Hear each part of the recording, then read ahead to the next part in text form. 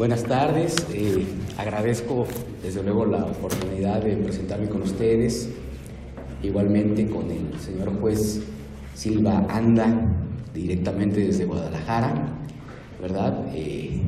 Gracias por la oportunidad que nos brinda el Poder Judicial de la Federación a través de esta escuela judicial que dirige el maestro Wilfrido Castañón como director general del Instituto de la Judicatura Federal. Agradezco especialmente la oportunidad porque como jueces y magistrados especializados en la materia civil no hemos tenido una gran oportunidad de tener estos encuentros especializados en las materias civil, mercantil y familiar, al menos no con la frecuencia que quisiéramos, ¿verdad? Estamos viviendo una época de cambios constitucionales en donde el mayor apoyo en capacitación se le ha dado a la materia penal. Por eso resalto el esfuerzo que tiene el señor director de reunirnos aquí en estos grupos de jueces especializados, en donde en principio pues venimos a compartir experiencias sobre problemas comunes que enfrentamos todos los días y que desde luego como actores de la actividad jurisdiccional y como constructores de la materia de derecho específicamente civil, mercantil, familiar, pues estamos llamados a la reflexión, a compartir experiencias y desde luego a reflexionar sobre los retos que la sociedad nos plantea. Y para hacerlo, pues vamos a hablar del pecado, ¿verdad? El pecado de la usura, porque esta figura tiene una clara raíz de corte religioso, ¿verdad?, en donde tradicionalmente ha sido negada, ha sido prohibida. Tengo por aquí una cita de Ezequiel que dice: el que presta interés y exige con usura vivirá, no vivirá, ha cometido todas estas abominaciones, ciertamente morirá, su sangre será sobre él. Y aquí vemos un ejemplo de cómo la Iglesia pues sanciona la usura como un pecado, porque desde luego tenemos los mandamientos, ¿verdad?, que son principios religiosos que se equiparan a las normas jurídicas, que a veces inspiran el derecho positivo, con esas prohibiciones: no robarás, no desearás la mujer de tu prójimo, ¿verdad?, que nos da la idea del respeto al derecho ajeno. Nos da la idea de la limitación que se nos exige para producir un efecto de convivencia armónica en sociedad. El ser humano, cuando aparece sobre la creación, cuando se levanta por primera vez en sus dos pies y camina erguido y alcanza a ver lo que hay adelante, en soledad no tiene ningún límite. En soledad puede considerarse dueño de la creación entera.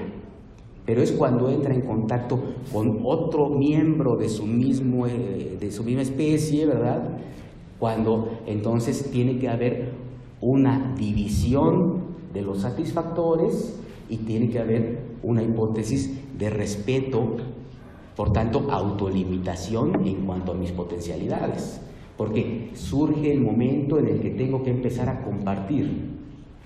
A partir de entonces se da una sociedad que tenemos que entenderla, que si el hombre, el ser humano, es el ser más desarrollado de la creación, pues entonces la sociedad como ente múltiple, como ente plural, es todavía un ente más desarrollado que el ser humano en lo individual. De ahí surgen muchas ideas, ¿verdad? El interés general debe de prevalecer sobre el interés individual, ¿verdad? Hay que ver al bosque y no solamente ver al árbol, ¿sí? Y todas las ideas de ese estilo que nos llevan a una comprensión de que la sociedad es un ente más complejo. Por eso creo que la enseñanza actual del derecho tiene que partir al menos de 3 aproximaciones: la filosofía, la sociología y la ciencia, que si vemos cada una en su origen, pues todo lo que vivimos, todo lo pensamos, ¿sí?, todo está sujeto a un cuestionamiento crítico para tratar de entender su racionalidad y su proporcionalidad, o bien desecharlo. Todo lo que entendemos, todo lo que vivimos a lo largo de nuestras vidas, desde luego también la vemos en ese contexto social de beneficio común. El derecho mismo es una construcción social que tiene que ver con el espacio geográfico en el que nos desarrollamos y tiene que ver también con el momento histórico en el que nos ubicamos. Y eso es la cultura.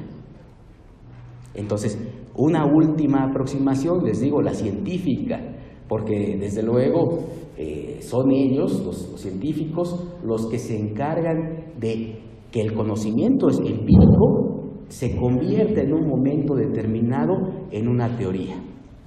¿Qué es la teoría? Sino la experiencia sistematizada.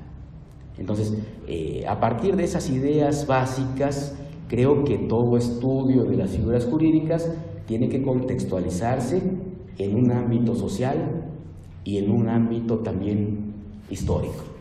Decía, por ejemplo, Rousseau, que la religión es una cuestión geográfica, porque si hubiéramos nacido en Japón, pues seguramente seríamos budistas, si hubiéramos nacido en la India seríamos hinduistas, ¿sí? Nacimos en la ex colonia española de México, ¿verdad? Y por tanto tenemos una tradición religiosa fundamentalmente católica, mayoritariamente cristiana, ¿verdad? Nuestra cultura occidental está determinada por la tradición grecorromana y desde luego bajo una idea religiosa judeo-cristiana. Eso nos da una base firme de cimentación, ¿verdad? Un soporte de fe, y entre más fe, menos ciencia. Entre más ciencia, menos fe. Porque somos como el tren que se desplaza sobre dos rieles. No podría hacerlo en uno solo. Necesitamos esa dualidad, esa dialéctica a través de la cual nos vamos desplazando con confianza, con seguridad. Tenemos dos pies y apoyamos primero uno, después el otro, y es la forma en que damos el primer paso y vamos avanzando. Y entonces, entre menos sabemos, más necesitamos confiar.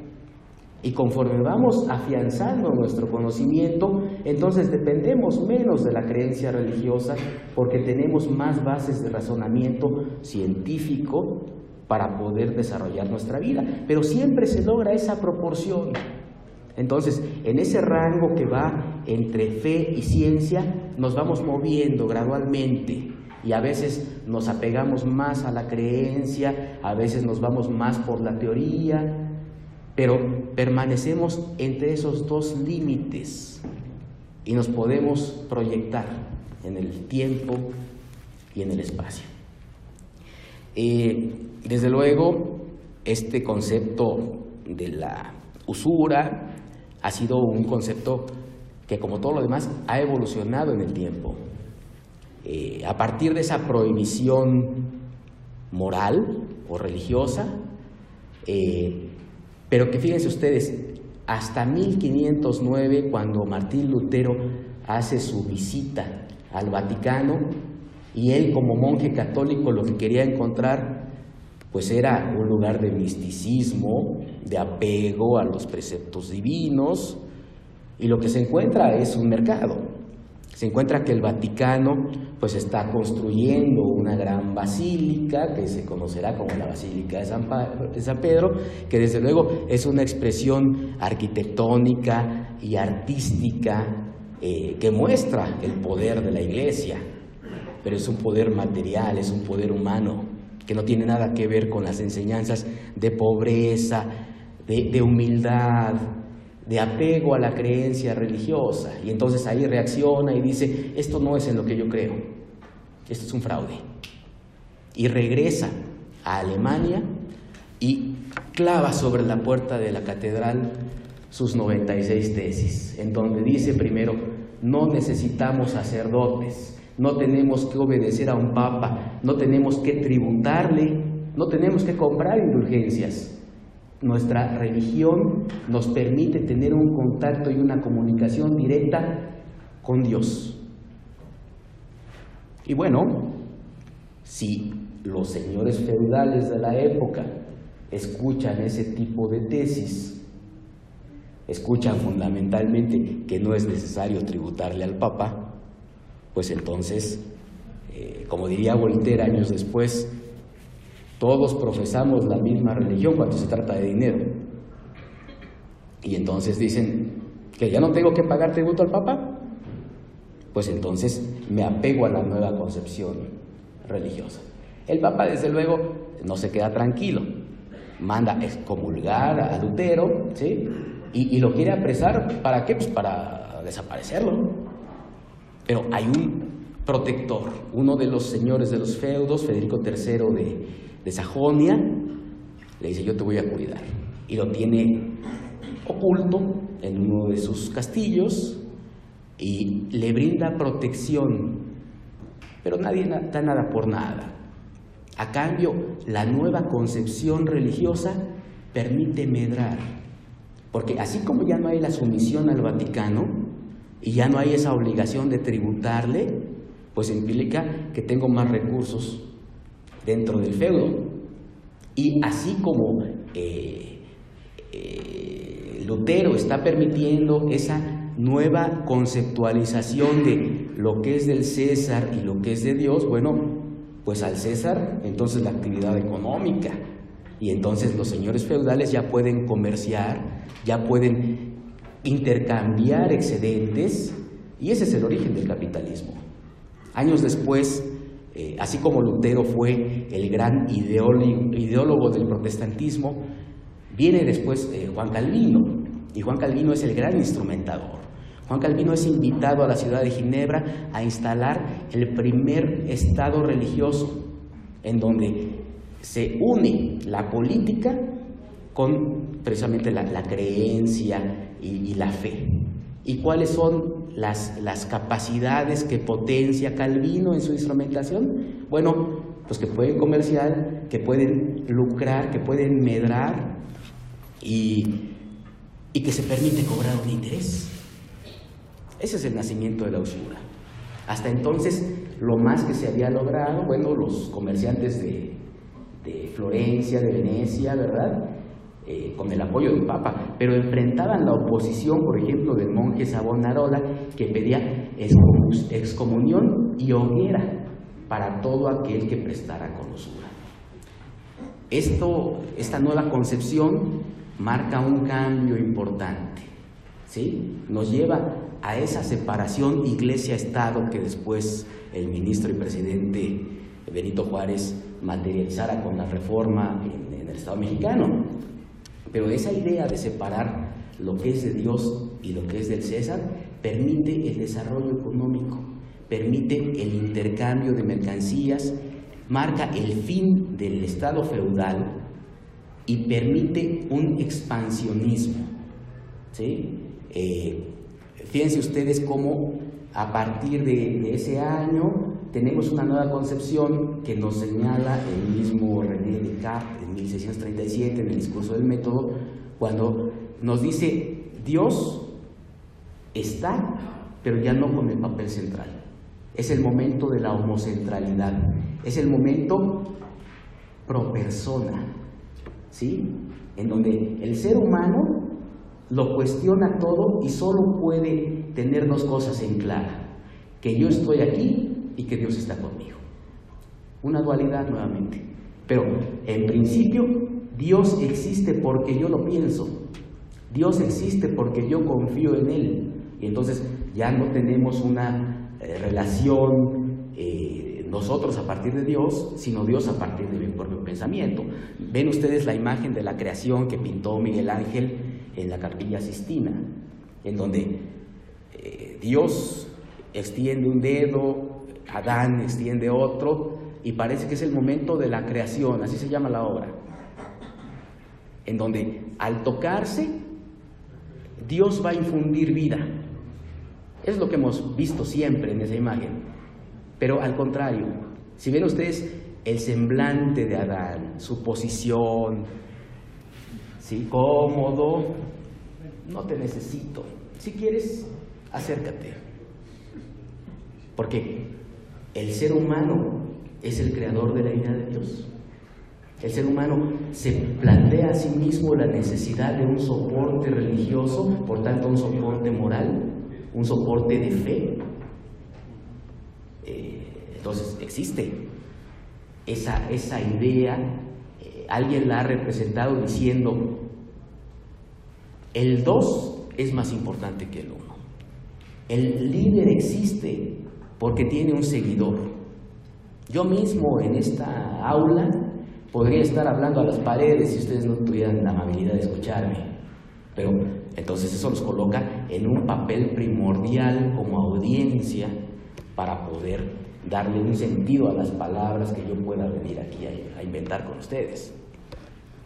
De esa misma manera, bueno, se va desarrollando el curso de la historia, y así como en principio se le tributaba al Papa como sumo pontífice, como dirigente central de la Iglesia Católica, de la religión entonces oficial de toda Europa, pues entonces en el momento en que se duda de ese papel central del Papa, pues el Papa pierde a sus tributadores, ¿verdad?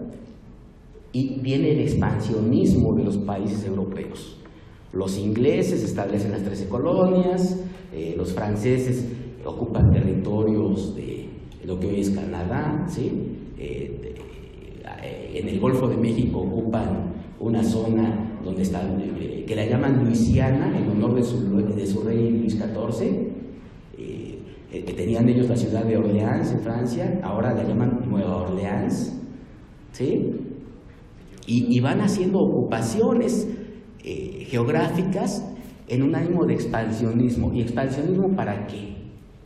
En principio, para expulsar a los que se oponen al régimen, pero en segundo lugar, pues para que les tributen, ¿sí? De la Nueva España salen los galeones cargados de oro, de plata, ¿verdad? De café, de tabaco, y esas riquezas son las que posibilitan que Europa crezca, se desarrolle, tenga una arquitectura de grandes palacios que hoy nos maravillan cuando brincamos el charco, ¿sí? Pero pues todo es por esa tributación. La pregunta sería, ¿cuáles son las colonias actuales? Se acabó el reparto del mundo, ya no se busca una ocupación geográfica. Vi aquí en los carteles que se habla de un libro acerca del presidente Polk en Estados Unidos, precisamente a partir del Tratado de Guadalupe, en que el presidente, ¿quién era este presidente? El que firmó el tratado para ceder la mitad del territorio, Santana, sí, por algo no me acuerdo de él, cede la mitad del territorio.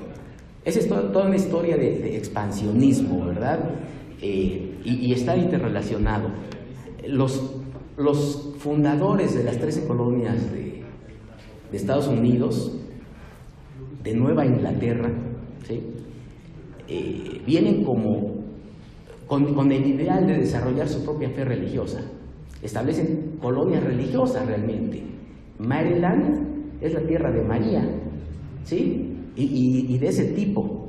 Bueno, cuando se dan cuenta de que solamente están tributando a la corona, pero que lo necesario para vivir lo tienen aquí, bueno, porque tienen tierra, porque tienen materia prima, porque llegaron sin nada y construyeron sus primeras cabañas, pues entonces se dieron cuenta de que lo tenían todo y que podían ser independientes.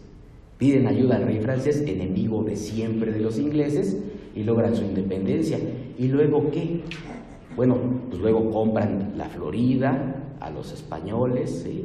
En un tiempo en que España estaba ya en conflicto con la ocupación de Napoleón, en fin, quieren comprar la ribera del río Mississippi a los franceses y les dicen, si quieres te lo vendo todo, ¿eh?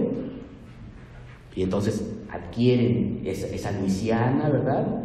Y después, con nuestros tratados y con presión militar, pues se adueñan también del territorio de Texas, Arizona, Nuevo México, y llegan hasta el Océano Pacífico, California, ¿verdad?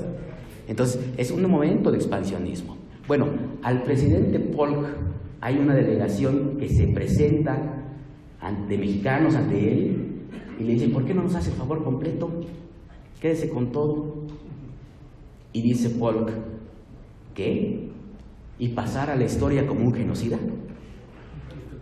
Porque lo que hicieron cuando cruzan la frontera de los Apalaches, que era una frontera impuesta por los ingleses, no podían pasar de ahí las colonias, pero pues ya no son colonias de los ingleses, pueden pasar, y entonces van persiguiendo el oro del 49 hasta llegar a California. Ya no hay que los limite. Y los grupos indígenas, los Sioux, los Pieles Rojas, los Mohawk, los Mohicanos, pues son exterminados. Entonces la idea de este presidente Polk es, si voy a tomar México, es igualmente, me va a llevar a convertirme en un genocida. Yo no quiero eso. Pero vean ustedes la ideología de la época y cómo existía un expansionismo territorial. Cuando toda la tierra ya está repartida, pues entonces, ¿qué? ¿Desaparecen las colonias o toman un nuevo carácter? ¿No será que el colonialismo actual es de carácter psicológico y de carácter económico? ¿O qué tipo de música les gusta a ustedes? ¿O qué tipo de cine ven ustedes? ¿Y qué tipo de series de televisión? ¿Y qué es lo que aprendemos ahí? ¿Y qué novelas leemos? ¿Sí? Netflix, tan asequible, pues yo creo que tiene una idea de que la educación es gratuita, ¿no? Porque a través de ver la ideología del imperio, aprendemos la ideología del imperio. Nos identificamos con sus fines, con sus ideales. Lloramos más los 3,000 muertos de las Torres Gemelas que los millones de muertos en Afganistán, en Irak, en Siria. ¿Sí? ¿Por qué? Porque existe un control ideológico a partir del imperio que nos condiciona y nos hace compartir los valores, los ideales del imperio, nos hacen desear el American Way of Life. ¿Sí? ¿Y ustedes tienen colonias? ¿O acaso no tienen secretarios que realizan los proyectos que ustedes revisan y discuten en sesión? ¿Y no tienen oficiales? ¿Y no tienen alguno que otro, un arrendatario? ¿Y de vez en cuando no realizan un préstamo de dinero para que se los devuelvan con interés? Y entonces alguien está trabajando para devolverles lo suyo y para entregarles un poco más. Entonces, esta ideología de la tributación está presente en todo el modelo económico y desde luego nos ubicamos siempre con la idea de abarcar lo mío y un poco de lo de cada uno de ustedes. Quiero decirles que en 1891 también la Iglesia Católica trata de adecuarse al modelo capitalista. En ese momento el Papa León XIII expide la encíclica Rerum Novarum, que es una fuente de derecho. En ese 1891, Rerum Novarum quiere así algo parecido decir como el nuevo orden de las cosas. Hay un status quo, la normalidad, y viene el cambio para establecer un nuevo orden. Y dice el Papa León XIII, por ser el hombre el único animal dotado de inteligencia, hay que concederle necesariamente la facultad no sólo de usar las cosas presentes como los demás animales, sino de poseerlas también como derecho estable y perpetuo. No deben considerar al obrero como un esclavo, que deben respetar la dignidad de la persona y la nobleza que a esa persona agrega el carácter cristiano. Pero establece lo que fue el tema del momento, el derecho de propiedad. Hoy lo entendemos como un derecho humano, un derecho fundamental, protegido por la Constitución y desde luego las convenciones internacionales. Fue el tema del momento. Hace 10, 15 años hablábamos aquí de la argumentación jurídica, que era una cuestión de formato, y finalmente con la reforma constitucional de 2011 hablamos precisamente de lo que está diciendo aquí, la dignidad de la persona, ¿sí? Que es la teoría de Descartes de 1637, y que es nuestro régimen constitucional actual. Fíjense ustedes, frente a teorías objetivas del derecho como objeto, pero como objeto de adoración, ¿qué es sino la teoría pura del derecho de Hans Kelsen? En donde nos dice el respeto a la norma, el cumplimiento de la norma, el fortalecimiento de las instituciones, la creación del Estado, el sometimiento de las personas simples, mortales, al Estado. ¿Sí? 1920 es el libro, pues desde luego es el marco teórico que permite apuntalar los totalitarismos de la época. El Tercer Reich se crea bajo una ideología de que debemos respetar la ley positiva, la ley con vigencia formal, la ley de moldes, ¿sí? En donde incluso si el derecho positivo dice que es muy caro mantener a una persona enferma, con malformaciones genéticas, con idiotismo, pues se le debe de ayudar a bien morir.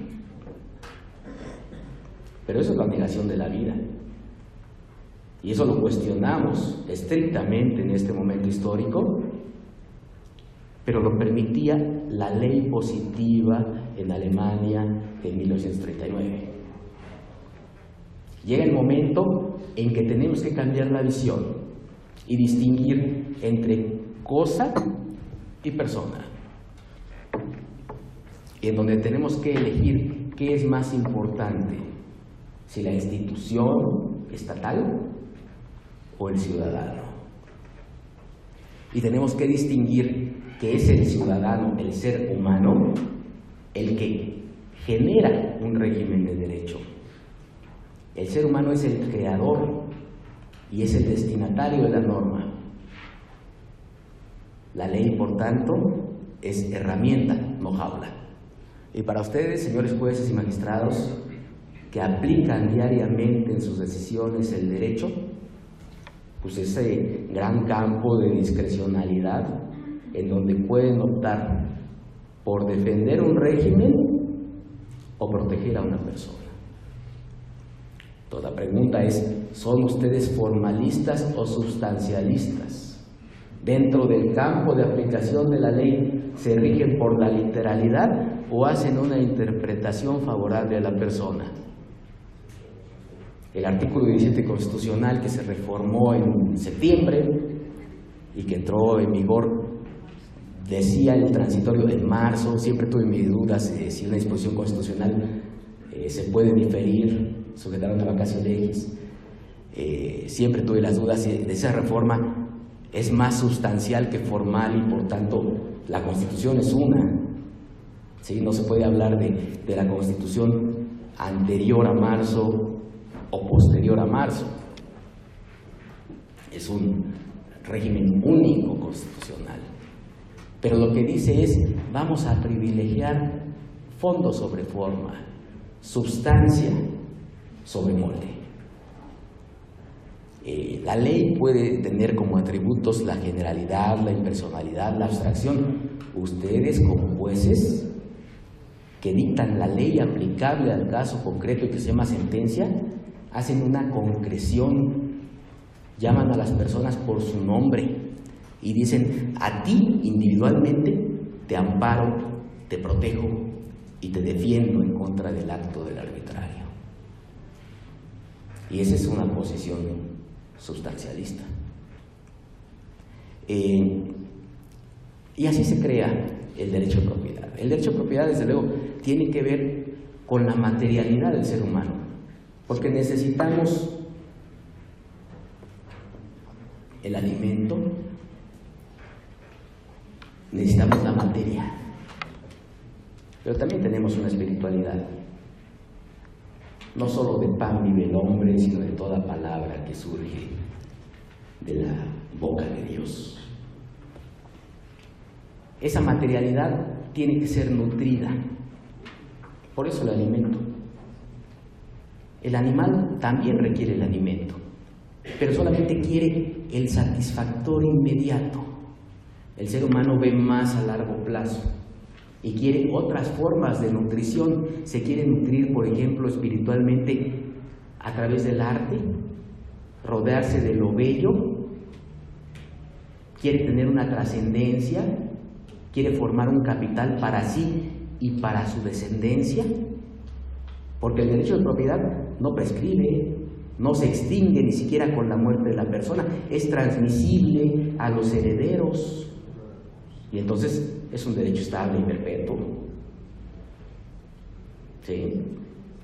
A partir de esas reflexiones tenemos que el derecho de propiedad es quizá uno de los primeros derechos constitucionales. La inviolabilidad del domicilio, que muchos de ustedes identifican como la primera garantía individual. Acuérdense ustedes de Juan, el rey de Inglaterra, 1214. Arturo se va a la guerra de cruzadas, le encarga a su hermano el reino, pero Arturo, que lo llamaban Corazón de León, que era muy bueno, pues no es Juan.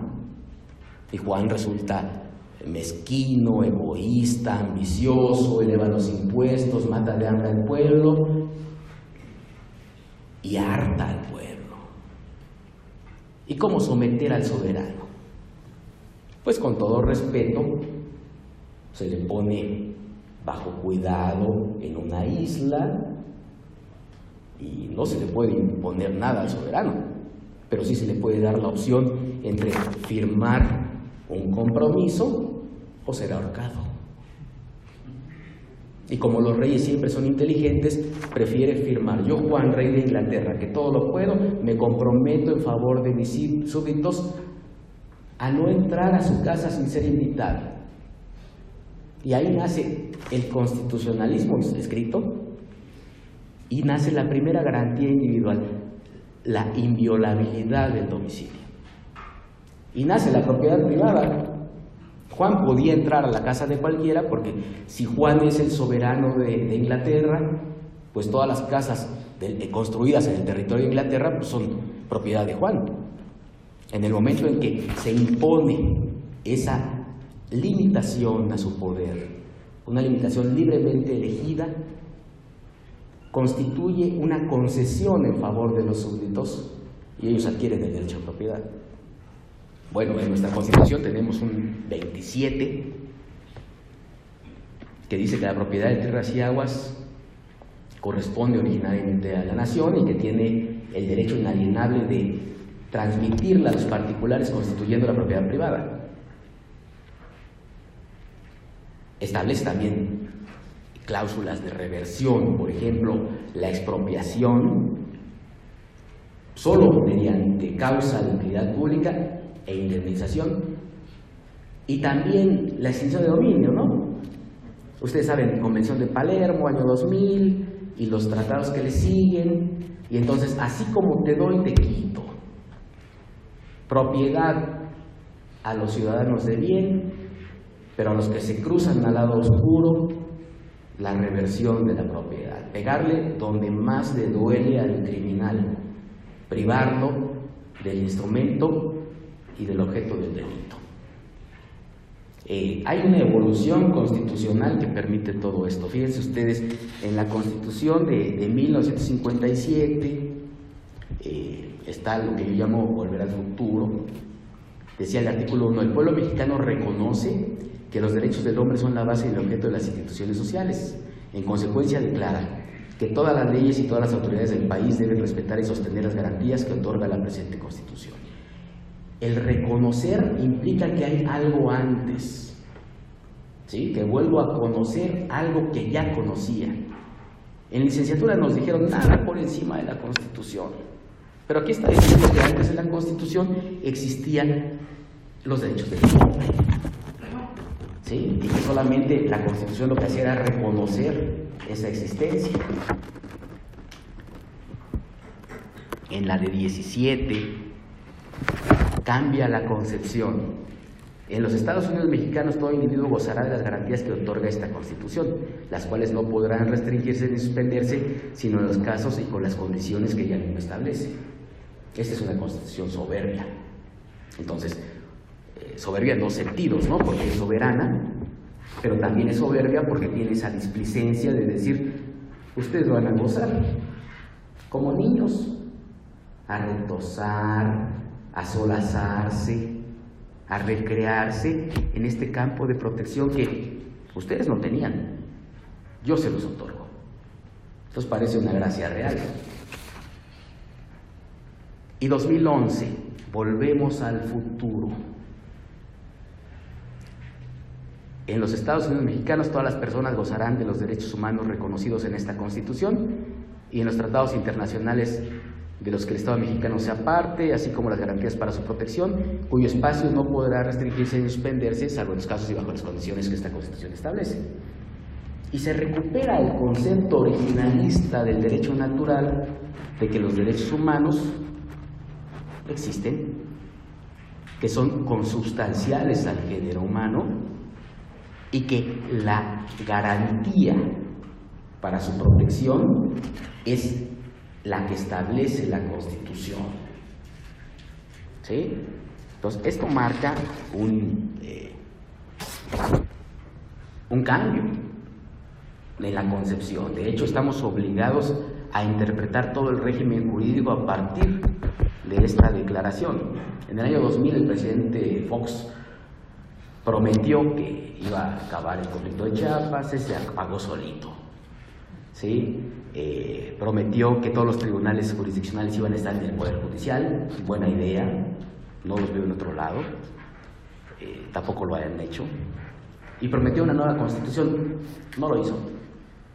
Pero la nueva Constitución nos llegó con esta reforma constitucional, y esta reforma constitucional vino como condena internacional de la Corte Interamericana, en donde se vinculó a los tres poderes al cumplimiento de esa sentencia. El caso Radilla 912 de 2010 solamente es el reconocimiento que hace la Suprema Corte de que estamos obligados como Estado mexicano a someternos al ámbito de los derechos humanos de índole internacional. Porque si en 1969 se emite esa Convención Americana y en 1981 México la suscribe, la integra al orden jurídico nacional. Y entonces la condena dice, el Ejecutivo se va a disculpar, va a indemnizar, va a hacer una ceremonia pública para reconocer la violación a los derechos humanos de la víctima, el bueno de Rosendo, que fue desaparecido y que no sabemos si está muerto porque no hemos encontrado su cadáver. El legislativo, y está obligado el Ejecutivo a capacitar a sus cuerpos militares, a sus policías, permanentemente. Y el legislativo está obligado a cambiar esa ley, Código de Justicia Militar y Código Penal, y está obligado, fíjense, a adecuar la Constitución del artículo 1, reconociendo la primacía de los derechos humanos. Y entonces el cambio constitucional nos llega desde afuera. Parece que esa es la mayor forma de sometimiento de un Estado soberano al órgano internacional, por tanto externo.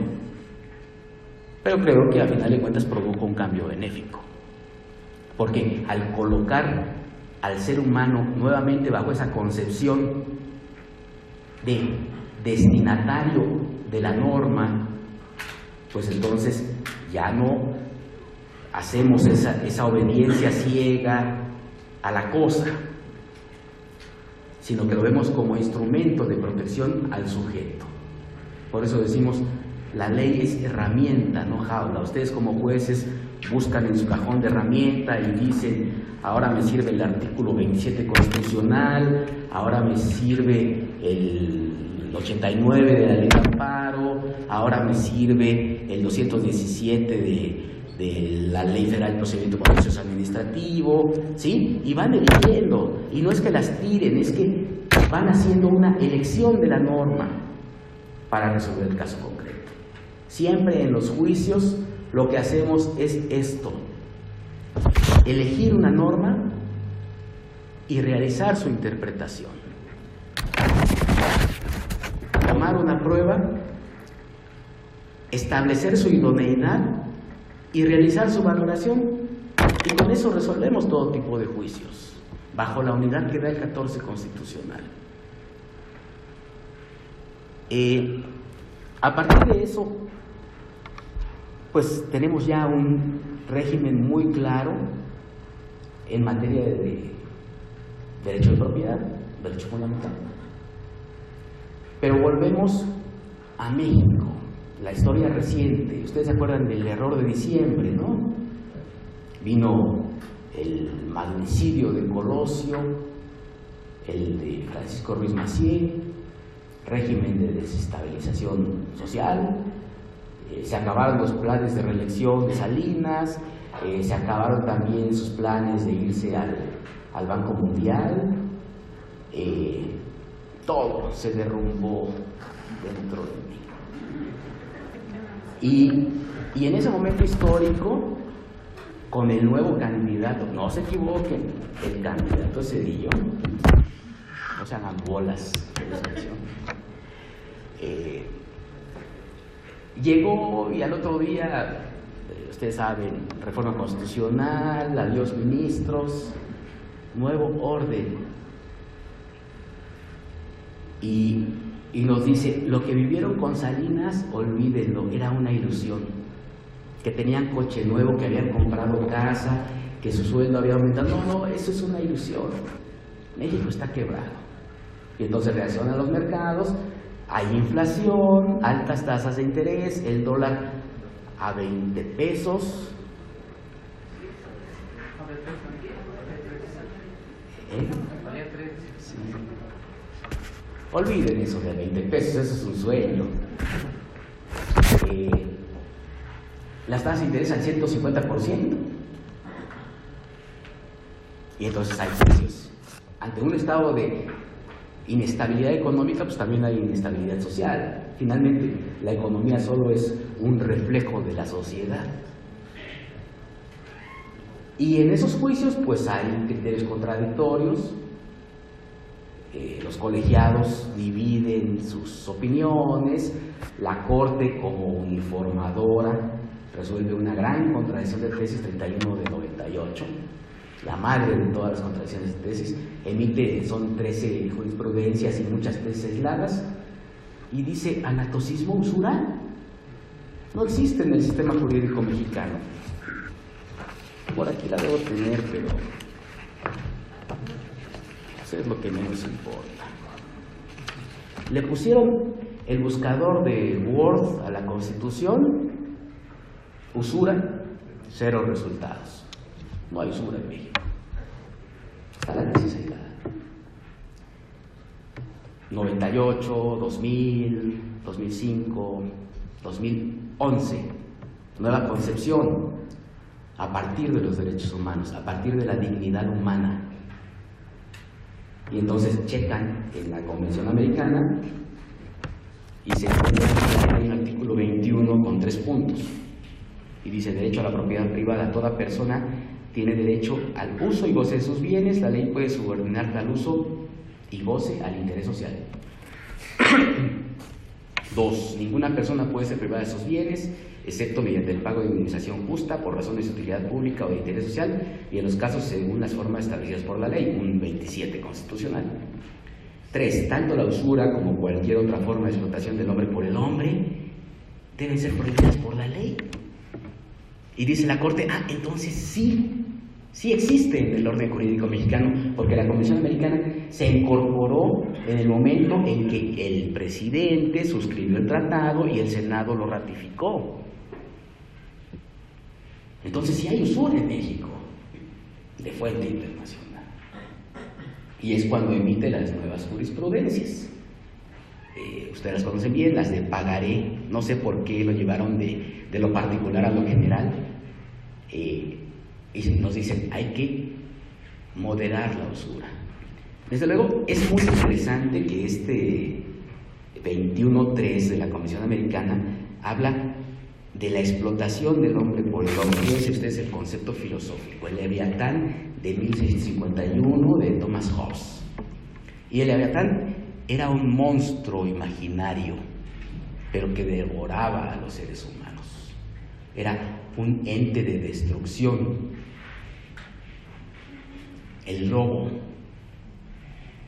El lobo es una amenaza identificable.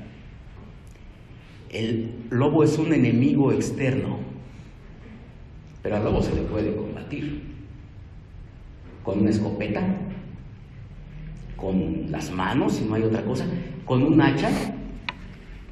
¿Se acuerdan ustedes del cuento de la Caperucita Roja? Nadie sabe cuándo se inventó, pero hay dos versiones, la de Charles Perrault y la de los hermanos Grimm, Jacobo y Guillermo. En 1697, Perrault rescata la historia y dice que era una niña que tenía una capita roja y que iba a ver a su abuelita, pero en el bosque era engañada por un lobo que le decía: vamos a ver quién llega primero con tu abuelita, tú te vas por el camino corto, yo voy por el lago, pero se los cambia porque es la maldad encarnada en un animal, ¿sí?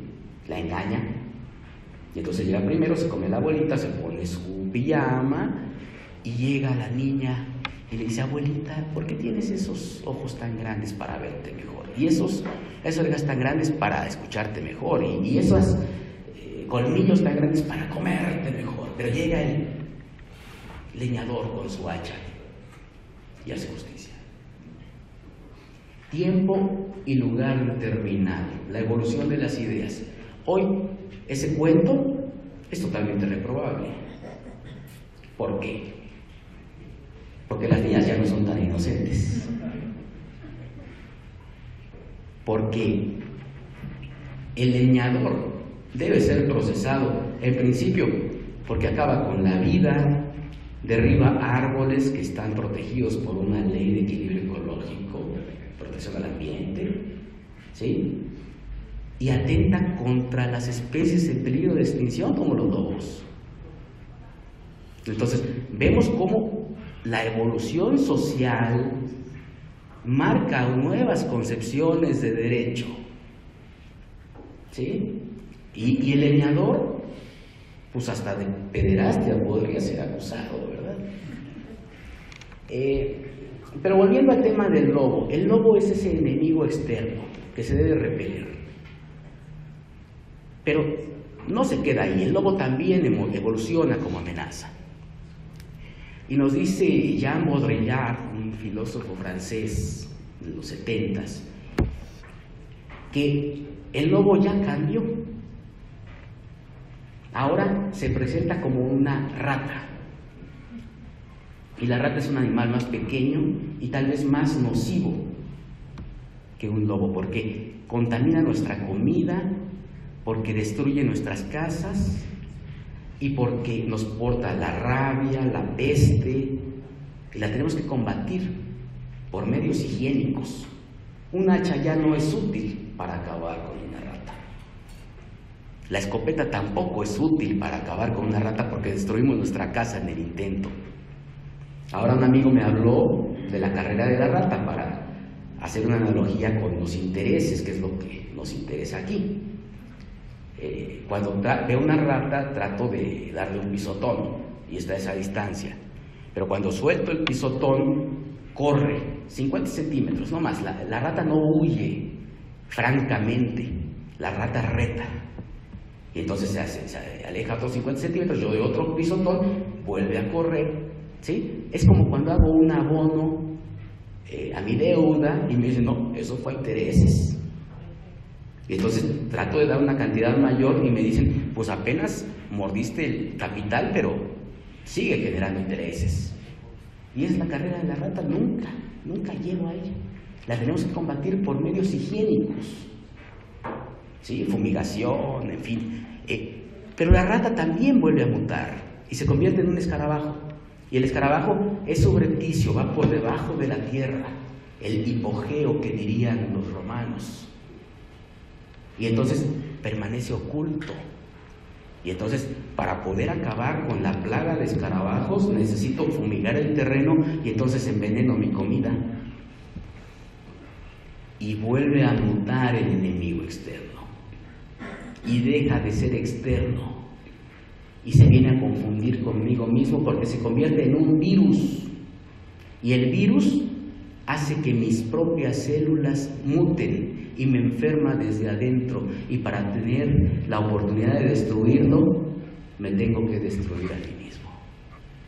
Y eso pasa con el sistema financiero. Porque vivimos de él y convivimos con él y damos lugar a él. Y entonces el sistema financiero está tan arraigado en nuestras vidas porque hemos llevado esa materialidad y esa propiedad a un ámbito en el que se funde con nuestra forma de vida cotidiana. ¿Sí? Hay 3 textos clásicos en que sustenta toda la economía. Es Adam Smith, El origen de la riqueza de las naciones. Tiene las tesis de la suma de todos los intereses es el bien común. La suma de todos los egoísmos individuales es el bien común, porque nadie da nada por nada. Siempre persigo un beneficio personal, aunque en el intento te ayude, pero desde luego estoy viendo por mí. La tesis del bienestar general. Está el libro de David Ricardo, Principios de Tributación, que tiene 2 teorías. La ley de hierro de los salarios, ¿son rígidos o desde cuándo no les suben el sueldo a ustedes? Y no digamos el que fue 4% de abril, pero venimos ganando más o menos lo mismo que en el año 2000. ¿Sí? Y esa es una ley de hierro, porque somos asalariados. Y la regla, sobre todo para los estratos más bajos, es salario de subsistencia, que alcance apenas para nutrirme y recuperar energía y para descansar y volver a cumplir otra jornada de trabajo. Y entonces cuando lo que gano es insuficiente por sistema, por mecanismo, pues entonces tengo que complementar mi ingreso con el crédito. Y entonces, ¿cuál es la diferencia con la tienda de raya de la Revolución, de las haciendas enequeneras del sureste en tiempos de la Revolución? Si se prohibía que se pagara en la tienda de raya porque ahí mismo dejaba mi sueldo, pues fíjense que ahora nos pagan en el banco y desde luego ahí dejamos el sueldo.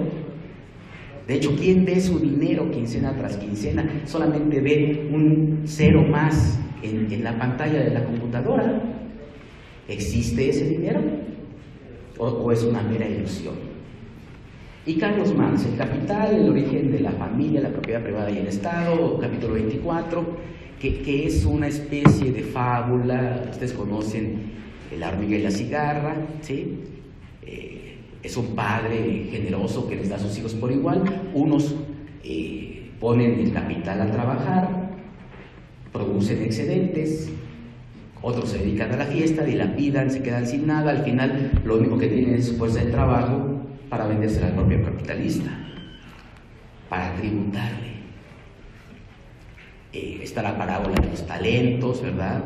El padre les deja 10 monedas de oro a cada uno de los hijos, uno tan cuidadoso que los entierra en el bosque para que no se pierda. Otro lo lleva al banco y otro más compra una vaca, la vaca da leche, la ordeña, desde luego involucra el trabajo, ¿verdad? Es muy difícil. Y compra otra vaca, ¿sí? Tiene un becerro, multiplica el capital. Cuando vuelve el padre, uno le dice: mira, estas monedas lodosas, oxidadas, como me las diste. El otro dice: me dejaste 10 más una de interés bancario. Y el otro le dice: ni me molestes, no tengo tus monedas, déjame ir a ordeñar las vacas. Y entonces el padre les quita a los hijos improductivos, a los hijos ociosos, porque al que menos tiene, aún eso le será quitado, y al que más tiene, más le será dado. Y esta es una política capitalista, ¿sí? En donde la actividad productiva tiene una recompensa y tiene un reconocimiento social. Y a veces llegamos a confundir el éxito con la riqueza, olvidándonos que tenemos otros ámbitos de desarrollo humano, la espiritualidad, la familia, no solamente un éxito profesional, ni mucho menos económico, pero el capitalismo se rige por estas cuestiones. Y Marx, la ley de la renta decreciente, desde luego, es oferta y demanda, ¿no?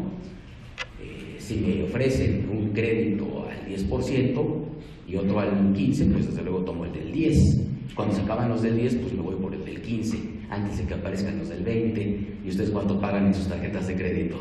¿40, 50, 60? ¿Y es eso la normalidad?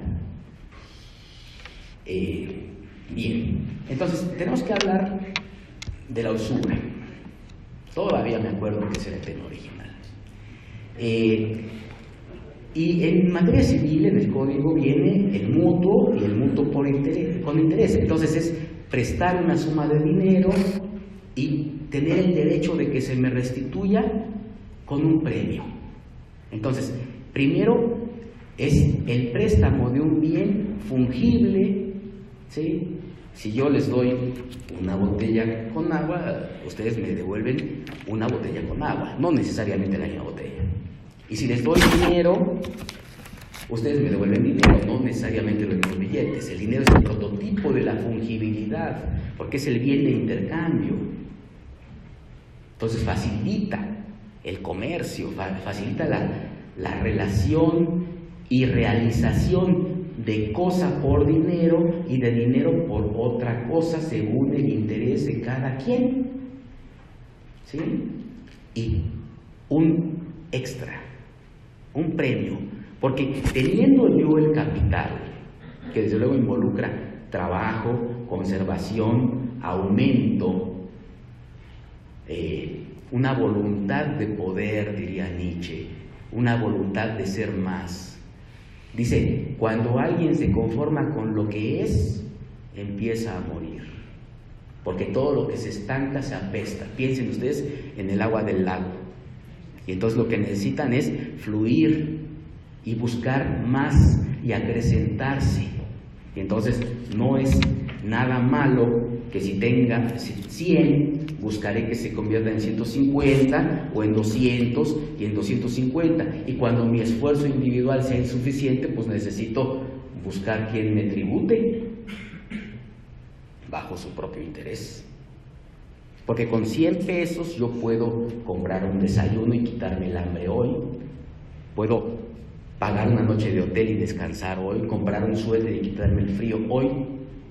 Pero son formas de consumo, de agotamiento del capital. Si compro cigarros y los fumo, los abuso y se consumen. Pero si este dinero lo utilizo para una empresa productiva, pues luego logro acrecentar mi capital. Ahora, hay un modelo de negocio en donde mi empresa, mi idea, la pongo en funcionamiento materialmente con mi trabajo y produzco. Puedo preparar mis tazas de té y cobrárselas a 10 pesos cada una, y aquí me llevaría 500 pesos. Pero también puedo hacer de mi modelo de negocio el posibilitador de los negocios de otros. Y entonces el dinero, más allá de ser un mero bien de capital, es materia de comercio, en donde yo le presto a Francisco Javier los 200 pesos y se produce la magia del crédito, porque prestándole 200 pesos yo no pierdo la titularidad de los 200 pesos. Sigo teniendo 200 pesos, no materialmente, pero sí como un derecho reconocido y oponible a otros. Y Francisco Javier tiene 200, entonces ya hay 400 pesos. Esa es la magia del crédito. Y si Francisco Javier se los presta a José Luis Sayas Roldán, mi amigo, casi no te conozco, Y resulta que José Luis se convierte en un comerciante profesional de dinero y se constituye en banco. Entonces recibe los 200 míos en una operación pasiva y se los transmite a José Luis en una operación activa. Y entonces hay 600 pesos con los mismos billetes. Y en la era del comercio electrónico ya ni siquiera vemos los billetes, solamente me ponen los ceros en mi pantalla y los ceros en la pantalla del banco y los ceros en la pantalla de la computadora de José Luis. Y estamos hablando de una multiplicación del dinero. Y ese es un verdadero milagro.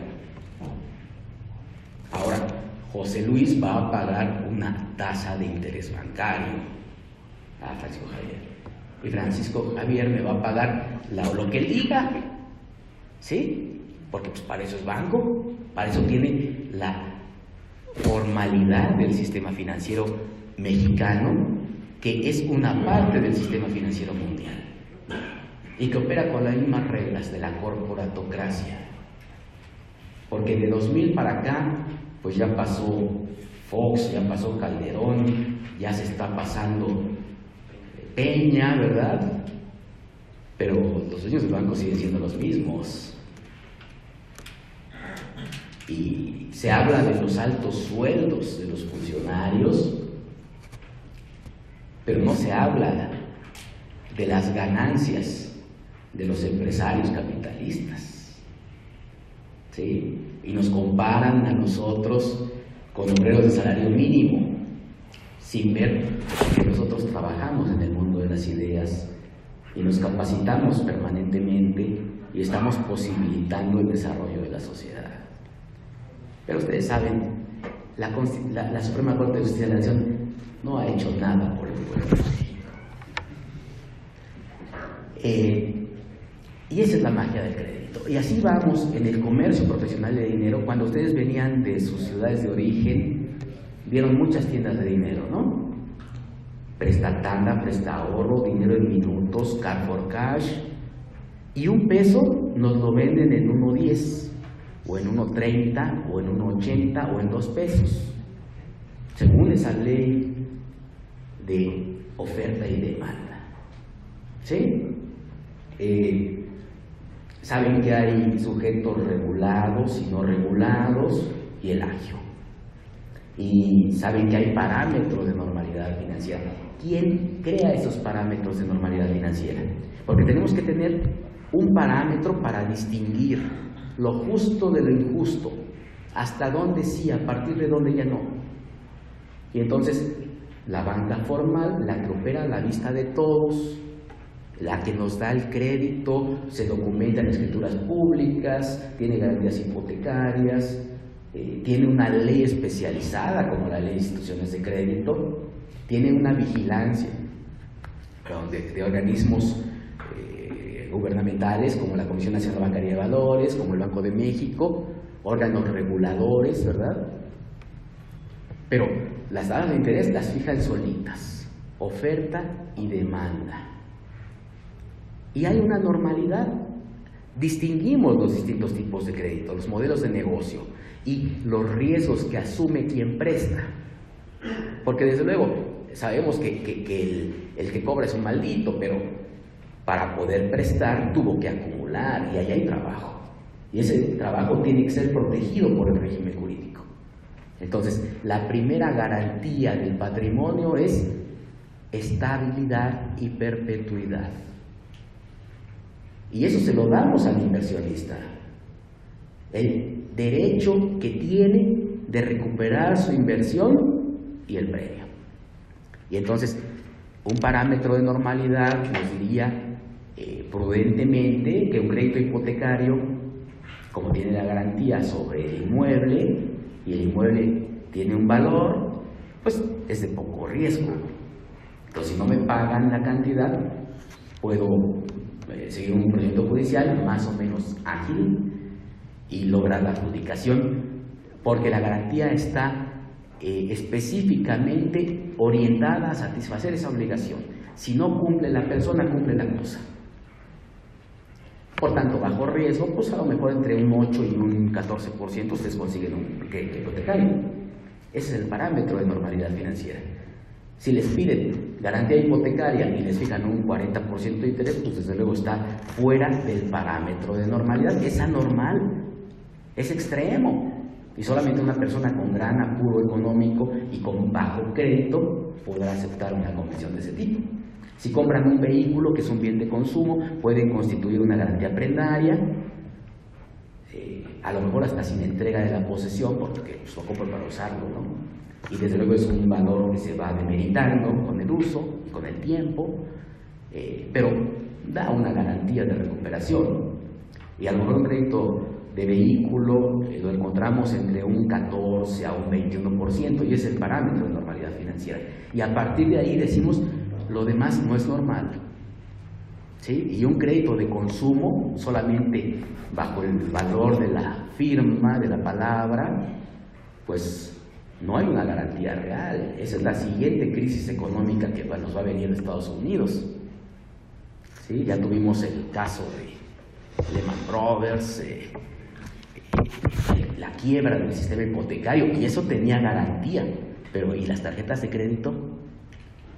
Pero por eso las tasas de interés en tarjeta de crédito se encuentran entre un 30, un 60% anual. Ese es el parámetro de normalidad financiera.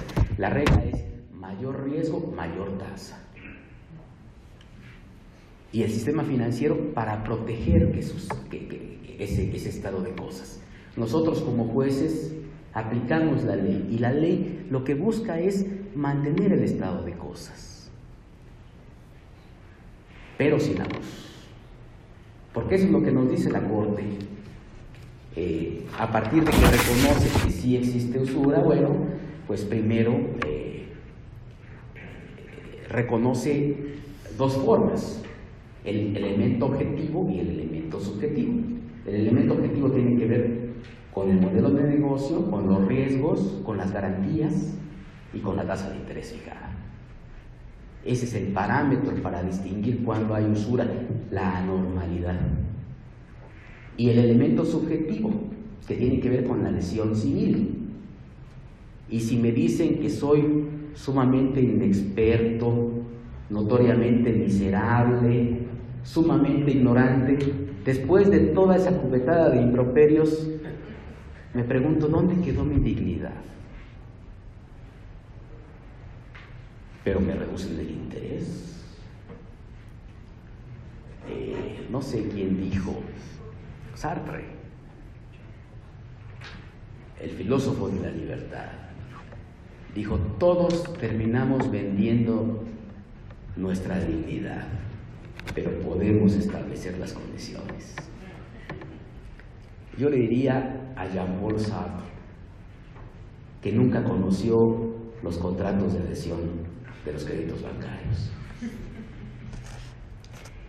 Afortunadamente saben que la Corte corrigió ese criterio y que ya no exige el elemento subjetivo.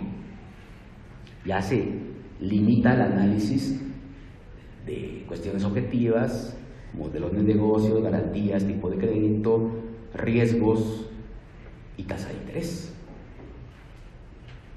Bien, les quiero decir que junto con esta evolución, nuevas formas de expresión de lo que es la usura.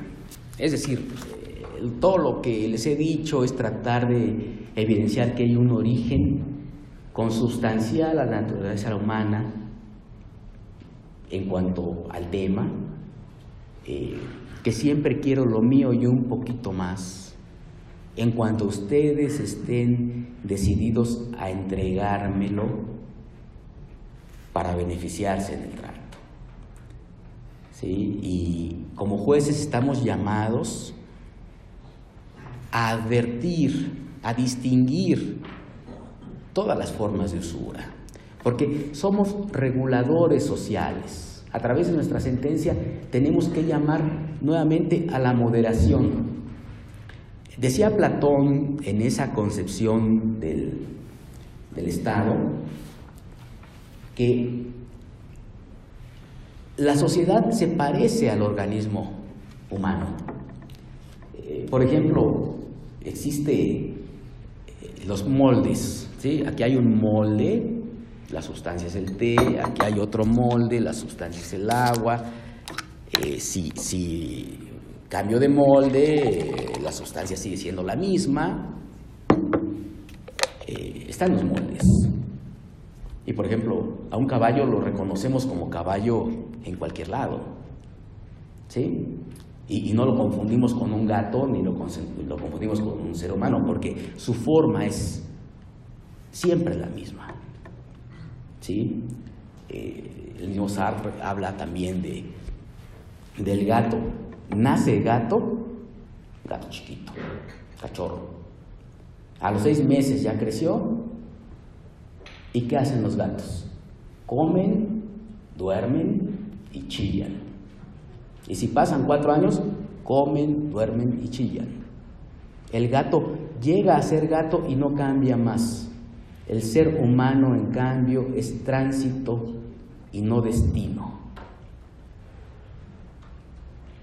El ser humano nunca termina de cambiar. Por eso se habla el gato como el ser en sí y el ser humano el ser para sí, porque me reconstruyo, me vuelvo a plantear cada día.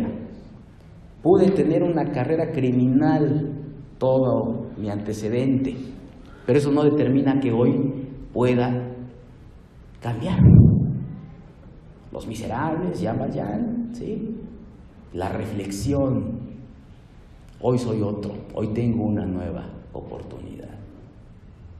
O al contrario, puede tener una vida de virtud y a partir de una mala decisión me paso al lado oscuro.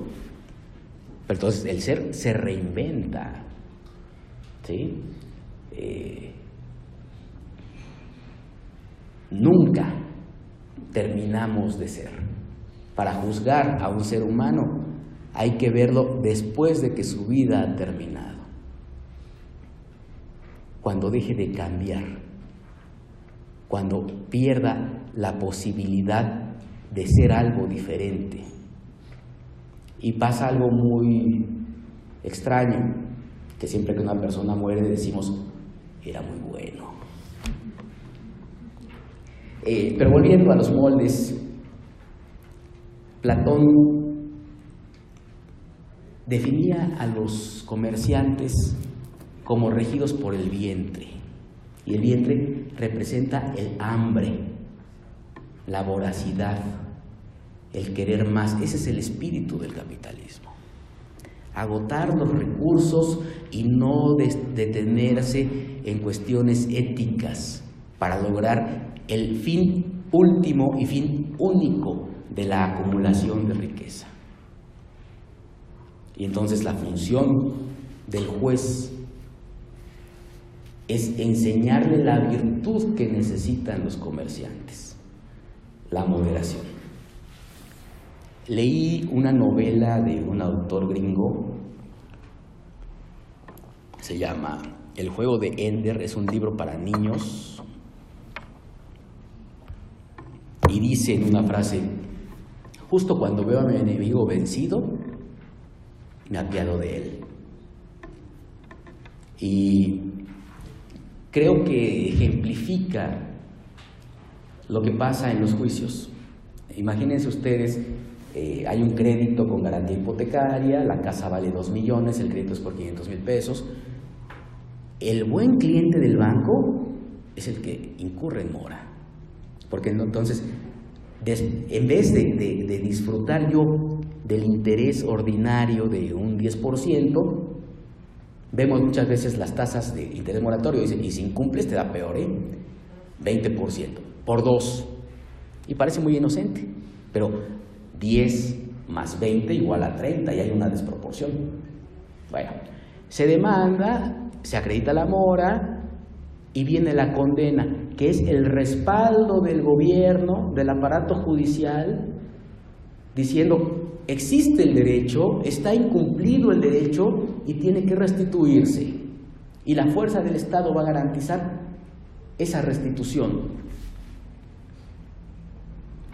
Y entonces, Si se ejecuta la condena en ese momento, se remata la casa, vale 2 millones de pesos, se le pagan los 500,000 al actor vencedor y se le da su cambio al deudor por 1,5 millones.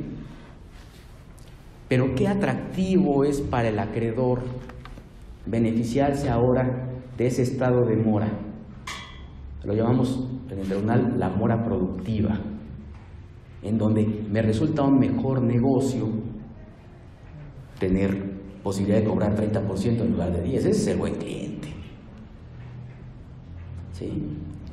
Entonces, ¿por qué no, si tengo plazos de prescripción que van de los 3 años a los 10 años, prescripción de la acción para ejecutar la sentencia, pues ¿por qué no me espero a que esos 500,000 se conviertan en 700,000 y luego en 1,000,000 y luego en 1,500,000 y cuando sean 2 millones de pesos la deuda, capital con intereses, en ese momento ejecuto, se me adjudica la casa de 2 millones y no le doy cambio?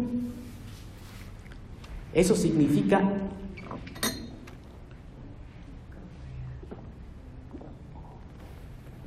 agotar la sustancia. Eso significa ver a mi enemigo vencido y no tener piedad de él. La virtud de la moderación debe surgir de nosotros o alguien nos la tiene que enseñar. ¿Por qué no como jueces tendemos a materializar la justicia? ¿Por qué no buscamos ejecutar nuestras sentencias oficiosamente bajo un concepto de continuidad? Porque la sentencia es una declaración o es la constitución de un derecho, pero desde luego la materialización entraña la efectivización de ese derecho. Es decir, lo que me deben lo tengo que tener en la bolsa. No hay verdadera restitución con una sola declaración en sentencia. Y ustedes van a decir, es que el principio dispositivo significa que yo como juez no me muevo si no me lo piden. ¿Pero que no me lo pidieron en la demanda? ¿O de veras tengo que solapar ese abuso, esa exacción total de los recursos de una persona? Ahora, hay un sector del crédito social, ¿no? Infonavit, Fobiste, Fonacot, y la Constitución en los 2 apartados A y B tiene una fracción, no sé si de las 9, que dice que estos organismos deben de prestar dinero, estableciendo el concepto de crédito barato y suficiente. Pero cuando leo la ley del Infonacot, uno de los primeros artículos de 2006, dice el Infonacot va a prestar en las mejores condiciones de mercado, y digo yo, ¿y el concepto constitucional? ¿A qué hora me lo cambiaron? Pues no me lo cambiaron. Y entonces, ¿por qué se habla de las mejores condiciones de mercado si eso es distinto del crédito barato y suficiente que establece la Constitución? Y como jueces estamos llamados a advertir este tipo de cosas. Tenemos 2 tesis en el tribunal, se llama mora productiva, una es conceptualización de esa modalidad de usura en el pacto de los intereses moratorios. El secretario Samuel René Cruz Torres, que aquí está sentado y que ayer fue designado juez de distrito, como reconocimiento a estas tesis. Y la otra se llama Bienvenido al Club. La otra se llama mora productiva, el principio de proporcionalidad. Para evitarla debe adecuarse a las circunstancias del caso como un límite máximo y reducir prudencialmente los intereses usurarios. Y en el desarrollo se encontró Samuel René que el Código Civil de 1870 establecía ya un límite a esa voracidad. Decía, el 1843, que todavía existe, establece que la cláusula penal no puede exceder ni en valor ni en cuantía la obligación principal. Y hace referencia a su posición de motivos. El objeto esencial de la pena es indemnizar al acreedor de los daños y perjuicios que se le sigan de la falta de cumplimiento de la obligación, el cual se consigue dándole por tasa el mismo valor o interés de la obligación principal. Y entonces nos está diciendo, intereses al doble exceden el valor de la obligación principal. Y ahí hay una forma de usura que tendríamos que moderar. La otra forma de usura es administrar la mora del deudor. Y eso se corrige ejecutando oficiosamente la sentencia y no permitiendo que al gobernado, que no es especialista en cuestiones de derecho, que es un panadero y hace muy buen pan y que no me enseña a hacer pan, pues le exijamos que tenga conocimiento de que las sentencias son obligaciones que se ejecutan. Él dice, me condenaron, ¿y qué? Y sigue tranquilo en ese estado de incertidumbre hasta que ve que le rematan la casa en 2 millones y que no hay cambio. ¿Sí? Entonces creo que la proactividad por parte de ustedes, señores jueces, si deciden aceptarla, es su misión. ¿Sí? A partir de eso creo que es como el Poder Judicial de la Federación puede y debe legitimarse dando efectividad a los ojos de los ciudadanos a quienes servimos. Y solo me queda despedirme de ustedes con una frase de Estela, la hija de Jacinta, en la ceremonia de disculpa pública del Estado mexicano, que dijo, vamos a seguir haciendo esto hasta que los derechos humanos se nos hagan costumbre.